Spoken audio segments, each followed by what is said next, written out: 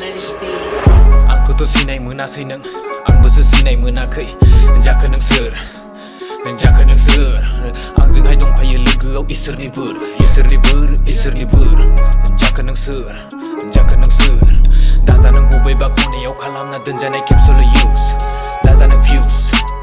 बेकाराव गाज्रियाव थोनब्लाथाय सानाबो उननि सिगांनि बाथ्रा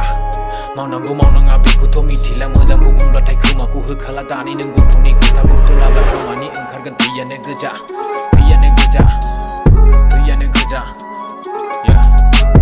मावनो नों फंबाय दासान्दि मा मावनायखौ सोंब्लाथाय फिननायखौ होनाला नोंहालाय मालायसो सोंनो मा दरखारा जादों आंखौलाय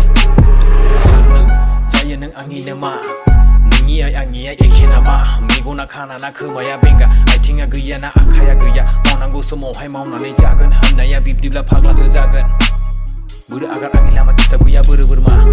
थांगोन नों गोजौआव नङाबा बिरना गिनाय फैबाय नामा जाखो मानो सिरि जाखो नों मानोबा सिरि जुलिखौ लाना नों थादो नों जायाब्ला नोंजोंहाय सिरि आं हले जाखाबाय जुलिया हिप हपजों थैब्लाथाय नोंखौ जों बेयावनो फबगोन हाबनानै दोनखानाय आरोबाव फबबावगोन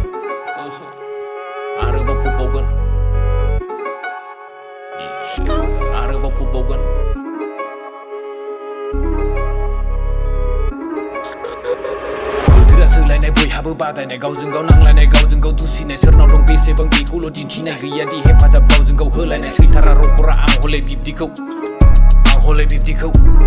थैब्लाथाय बिब्दिखौ आरोबाव फबबावगोन फबनानै दोनखानाय गासोना फबबावगोन